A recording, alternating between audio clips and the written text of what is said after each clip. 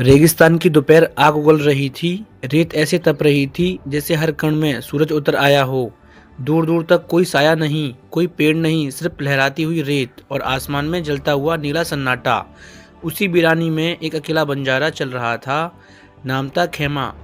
कंधे पर कपड़े की पोटली, होठ सूखे हुए और आंखों में प्यास की जलन। खेमा 3 दिन से पानी की एक बूंद बूंद के लिए तरस रहा था। काफिला पीछे छूट गया था और रास्ता भटक गया था। हर कदम पर उसे लगता अब गिर पड़ेगा। तभी दूर उसे एक पुराना कुआं दिखा, पत्थरों से घिरा, मुंह आंधा रेत में दबा हुआ, आंखें जान लौट आई। पानी में बुदबुदाया और लड़खड़ाते हुए कुएं तक पहुंचा। कुएं के भीतर अंधेरा था, वह नीचे से ठंडक की हल्की सी सांस ऊपर आ रही थी।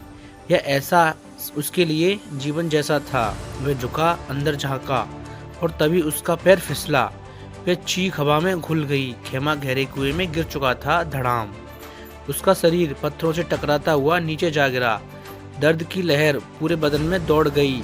कुछ पल तक उसे समझ ही नहीं आया कि जिंदा है भी या नहीं। ऊपर से रोशनी का एक छोटा सा गोला दिख रहा था, इतना दूर जैसे किसी और दुनिया का सूरज हो। उसने उठने की कोशिश की, पैर कांप रहे थे, हाथ छिल चुके थे, गला सूखकर पत्थर बन गया था। तभी उसे नीचे पानी की हल्की सी आवाज़ सुनाई दी, टप टप। वह खिसकते हुए आगे बढ़ा। कुएं के तल में छोटा सा पानी जमा था, मटमैला, ठंडा, मगर जीवन देने के लायक था। उसने दोनों हथेलियों से पानी उठाया और पी लिया, हर घूंट के साथ जैसा रूह में जान लौट आई थी। पर राहत के साथ डर भी लौट रहा था। अब निकलूं कैसे?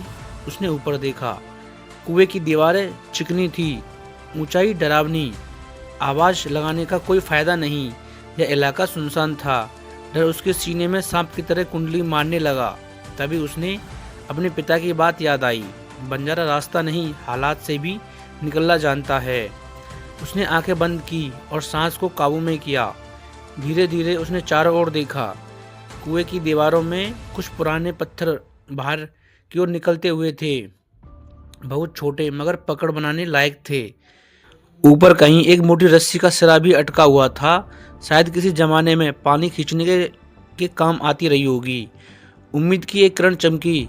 उसने अपनी पोटली खोली, उसमें से कपड़े निकाले, फटे, धूल भरे मगर मजबूत थे।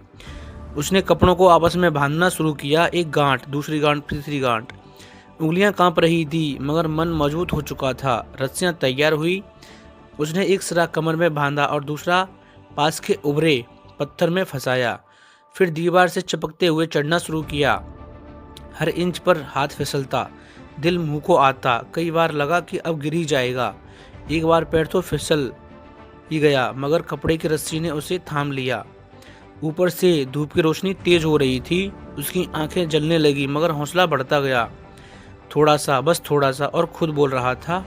आखिरकार उसका कुएं से मुंह तक बाहर आ गया। उसने पूरी ताकत लगाई और बाहर लुढ़क आया। रेत पर गिरते ही वह हाँफने लगा। आसमान अब उसे दुश्मन नहीं, दोस्त लग रहा था। सूरज वहीं था मगर जलाने वाला नहीं, रास्ता दिखाने वाला। खेमा कुछ देर तक वहीं लेटा रहा, फिर उठकर कुएं की ओर देखा। वहीं गहरा अंधेरा, जिसने उसे डराया था और सिखाया था। वह मुस्कुराया और आगे बढ़ गया। तो फ्रेंड्स, कैसी लगी ये वीडियो कमेंट करके ज़रूर बताना और ऐसी वीडियो देखने के लिए हमारे चैनल को सब्सक्राइब करना। और मिलते हैं फ्रेंड्स अगली नई कहानी के साथ में। तब तक के लिए धन्यवाद। जय हिंद, जय भारत, जय बंजारा समाज।